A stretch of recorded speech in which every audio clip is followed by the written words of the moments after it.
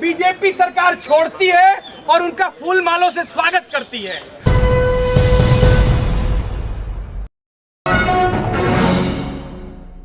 हमारे साथी अतीकुर रहमान अभी दिल की बीमारी से जूझ रहे हैं। ये नहीं है कि उनकी बीमारी अभी की है, वो बचपन से उनको ये बीमारी है। तो उनकी इस हालत को देखते हुए हमें ज़रूरत है कि हम उनके लिए एकजुट हैं, उनके लिए आवाज़ उठाएं और हमें समझना चाहिए कि वो क्यों अरेस्ट हुए हैं। क्या वो मतलब अपने ही किसी मफाद के लिए गए थे? नहीं, वो एक ऐसी लोअर कास्ट गर्ल्स के लिए गए थे जो कि एक नीची जाति से ताल्लुक़ रखती है और उसके साथ जो जुल्म किया गया वो अपर क्लास के लोगों ने किया। उस बात को लोगों तक पहुंचाने के लिए वहां गए थे। तो साथियों, हमें ज़रूरत है कि हम अतीकुर रहमान की रिहाई के लिए ज़्यादा से ज़्यादा आवाज़ उठाएं, लोगों तक इस पैगाम को पहुंचाएं कि उनकी कंडीशन क्या है, उन्हें वो ताकि वो जल्द से जल्द रिहा हो। जो लोग गुजरात के दंगाई हैं, जो गुजरात के रेपिस्ट हैं, जो बिल्किस बानो के साथ अत्याचार बलात्कार किए, उन रेपिस्टों को बीजेपी सरकार छोड़ती है और उनका फूल मालों से स्वागत करती है। दूसरी चीज, कठुआ में जो बलात्कार हुआ, कठुआ के बलात्कारियों को यही बीजेपी आरएसएस की सरकार सम्मानित करती है। आपको याद होगा, यहाँ पे बहुत सारे पुलिस के भी लोग खड़े हैं, प्रशासन के भी लोग खड़े हैं। आपको याद होगा वो एसपी, वो एसआई जो कि दंगा शांत कराने गए थे, यही आरएसएस के लोग उनका मर्डर किए। उस एसआई के मर्डरर को आरएसएस में अच्छा पद दिया जाता है, जिला का प्रमुख बनाया जाता है। तो दोस्तों, हम देख रहे हैं कि किस तरीके से यह बीजेपी और जो आरएसएस की सरकार है, इनसे संबंध रखने वाले लोग, चाहे वो बीजेपी आरएसएस से संबंध रखने वाले लोग, चाहे वो रेपिस्ट हो, बलात्कारी हो, मर्डरर हो, दंगाई हो, अभी कपिल मिश्रा जो दंगाई है, जो तमाम सारे ऐसी बातें किया है, ऐसे रेपिस्ट को, मर्डरर को, दंगाइयों को यह सरकार संरक्षण देती है, खुली छूट देती है। और दूसरी तरफ जो लोग पढ़ने लिखने वाले लोग हैं, जो लोग डेमोक्रेटिक सेंटिमेंट पे विश्वास करने वाले लोग हैं और जो लोग लगातार इस सरकार के अन्याय के खिलाफ, या पिछली भी सरकार हो या जो भी सरकार हो, अलग अलग सरकारों के अन्याय के खिलाफ जो लोग लिखते हैं, पढ़ते हैं, बोलते हैं, उन लोगों को लगातार जेलों में डालती है। आज हम साथी अतीकुर रहमान की रिहाई को लेके हम लोग यहाँ जंतर मंतर पे इकट्ठा हुए हैं। अभी हमने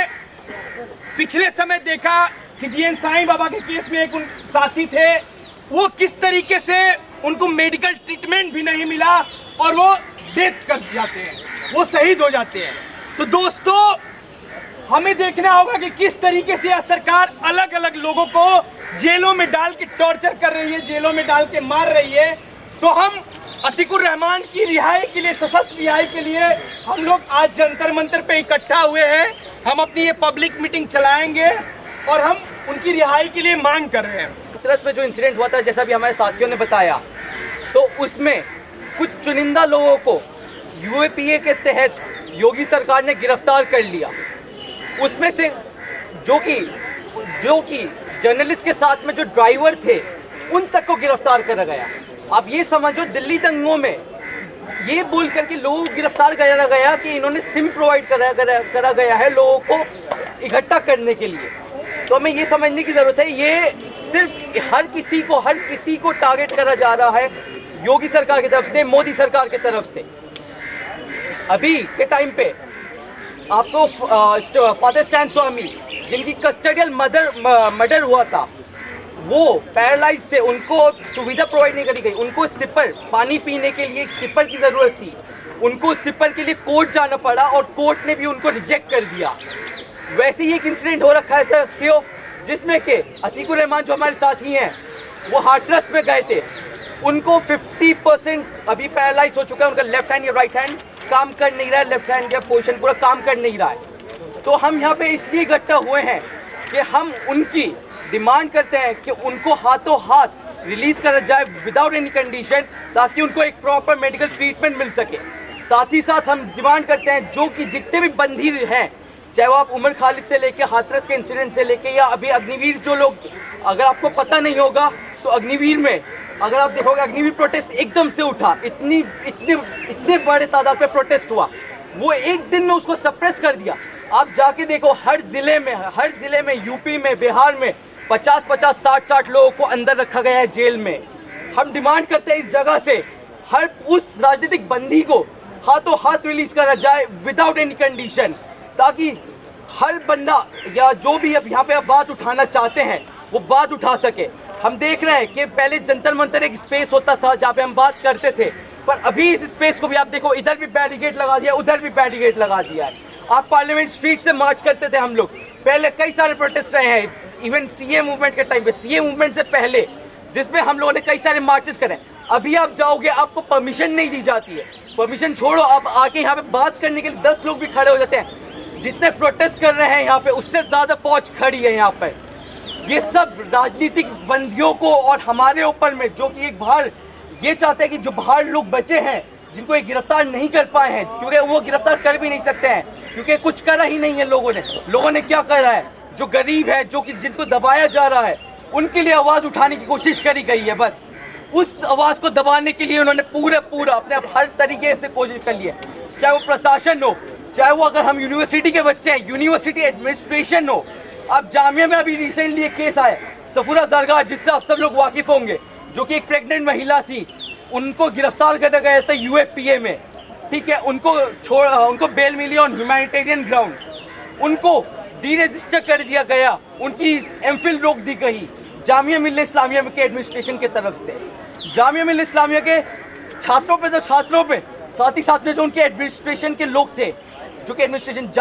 JTA जामिया टीचर्स एसोसिएशन, उन पे दमन करा जा रहा है जामिया एडमिनिस्ट्रेशन की तरफ से। ये चाहे आपके जो लोग वो थे, पास आउट लोग थे,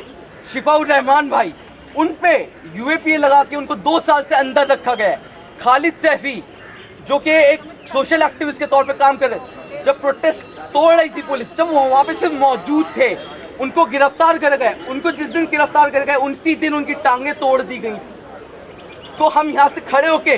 डिमांड करते हैं सभी राजनीतिक बंदियों को रिहा करा जाए और अतीकुर रहमान को जल्द से जल्द रिहा करा जाए, ताकि उनको जो मेडिकल कंडीशन है, उनकी जो मेडिकल ट्रीटमेंट की ज़रूरत है, वो उनको जल्द से जल्द मिल जाए। एक न्याय प्रक्रिया से जो हाथरस में बलात्कार करते हैं उनके खिलाफ कोई एक्शन नहीं लिया जाता है, जो पीड़िता है उनके परिवार वालों को धमकाया जाता है, लाश को गायब किया जाता है, लेकिन जो उस पर ऊपर रिपोर्ट करने जाते हैं उनको उठा लिया जाता है। एक न्याय प्रक्रिया से जब दिल्ली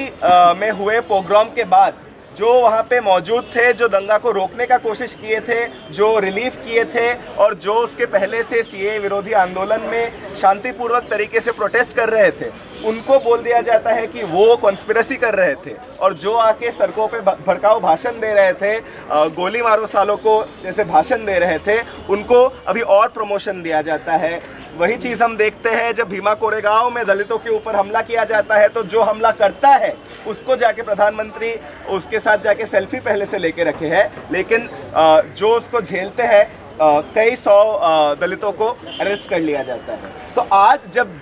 पूरे देश को एक जेल बना दिया गया है, उसके बीच में कुछ ऐसे भी लोग हैं जो आज भी आवाज़ उठा रहे हैं, जो आज भी जाके ऐसे स्टोरी कवर कर रहे हैं, जो आज भी जाके ऐसे कोई घटना होने के बाद वहाँ पे फैक्ट फाइंडिंग करते हैं, वहाँ पे रिलीफ ऑर्गेनाइज करते हैं वो, और उनको इतने कम लोग होने के बाद भी उनको दबाना इतना ज़रूरी है। तमाम बंदोबस्त, तमाम संसाधन के होने के बावजूद भी ऐसे चंद लोग जो आज भी लोकतंत्र के लिए बोल रहे हैं, वो इतने बड़े एक धमकी है मोदी सरकार के लिए, योगी सरकार के लिए, और जितने भी ऐसे तानाशाही सरकारें हैं वो इनसे डरती है। कठुआ के बलात्कारियों को एक धक्का और दो, त्रिपुरा जलाने वालों को एक धक्का और दो, दिल्ली जलाने वालों को एक धक्का और दो, कपिल मिश्रा को अरेस्ट करो, अरेस्ट करो, अरेस्ट करो, सारे दंगइयों को अरेस्ट करो, अरेस्ट करो, अरेस्ट करो, सारे पीड़ितों को न्याय दो, न्याय दो, न्याय दो, तो हाथरस के लिए न्याय दो, न्याय दो, न्याय दो, तो दिल्ली के लिए न्याय दो, न्याय